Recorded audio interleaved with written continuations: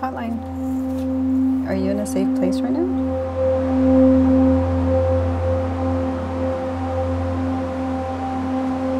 So the abuser is your new partner? Okay. When was the last time you had an altercation with your partner? Yesterday? Okay. How far along are you? 7 months? Do you have any other children? Are you looking to get into a domestic violence shelter? They do serve clients who are actually pregnant and are able to stay there a little longer after they have their child.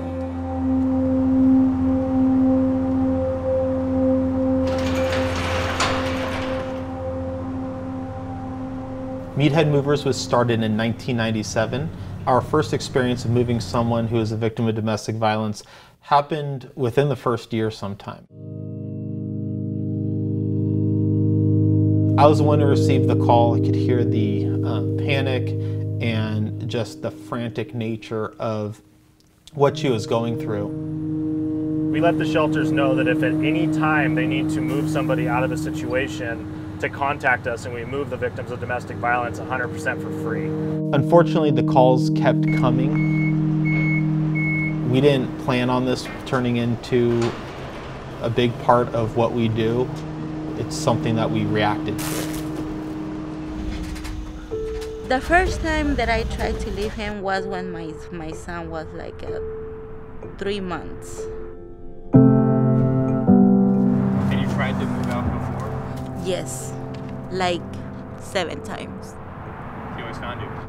Yes, always. He went like 2-3 times to my previous jobs, whether I ended up get fired because he used to go and scream, like do a lot of things. Ready? Yep. 3, 2, 1.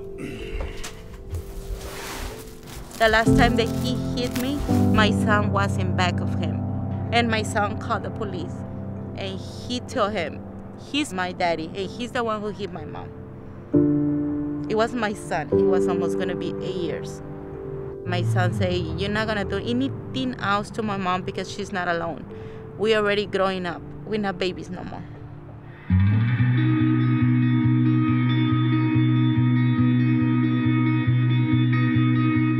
Frankly, no one should ever live in fear of violence in their own home. No man, woman, or child should ever have to have that over their heads. Human Options is an emergency shelter that helps men, women, and children that are fleeing domestic violence.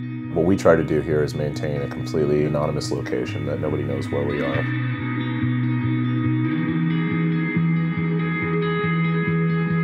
The moment they reach that shelter, they reach that safe house, they're now out of that controlling atmosphere that they're in. They're out of that dangerous situation. They might have a bag packed with some essentials, but oftentimes they're coming here literally with the clothes on their back.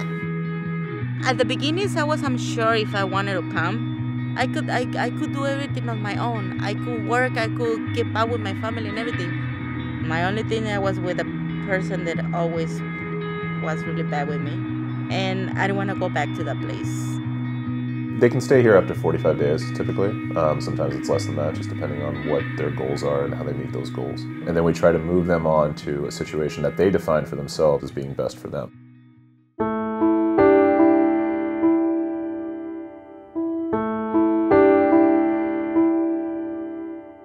For transitional shelters, all of our referrals come from emergency shelters.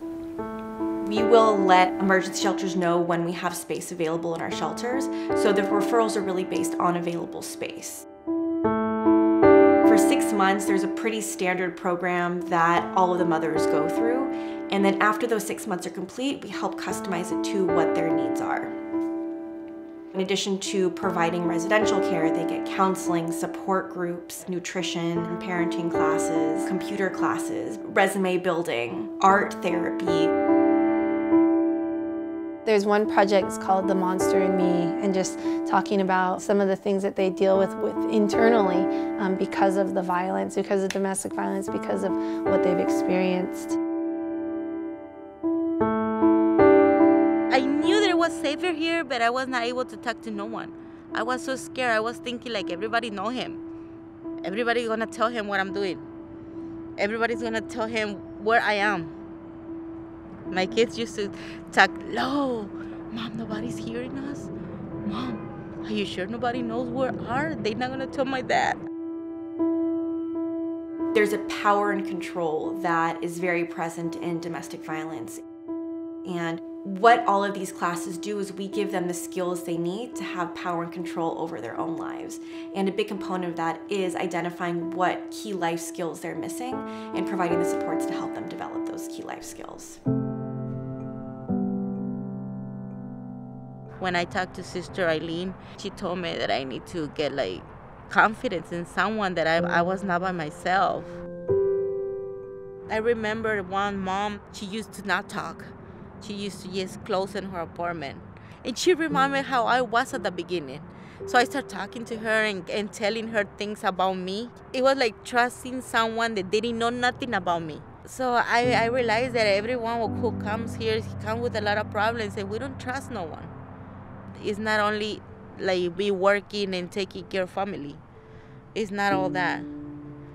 That's why they teach me the sharing is caring. I didn't know nothing about that. Don't push it from the top. Don't stop. When a survivor of domestic violence is ready to move out of their transitional living women's shelter, the shelter will contact us, and we would go in and we'll provide the moving services and help them on the back end as well. Get up. See all this fat? It's go away when you cook them. It's a good fat. You don't have to put nothing else. So my neighbors tell me, why you don't do tacos? I'm like, I don't got no money. So they start getting chicken, beef, onions, cilantro. So I was like, this looks like picnic. I said, no, it looks like you're gonna cook for us later on. And then one of them said, why you don't do this for a living? So that's why I start cooking. My catering company's name is Reyna's Tacos.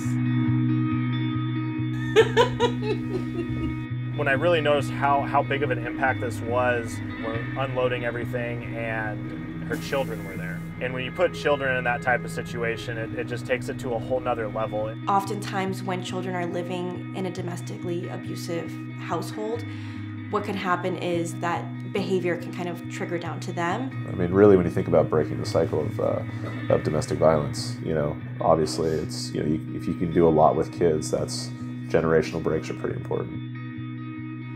Good memories from Good Chapter. A lot of good memories. I had a boyfriend, yes. Yes, I am. He's really respectful. He loved my kids. That's the first thing. He loved my kids. How many do you want, Papa? I want to get a lot. My dream is have my own restaurant, and I want to my kid be part of them, because it's been really hard to be from nothing to something that we have, that we own.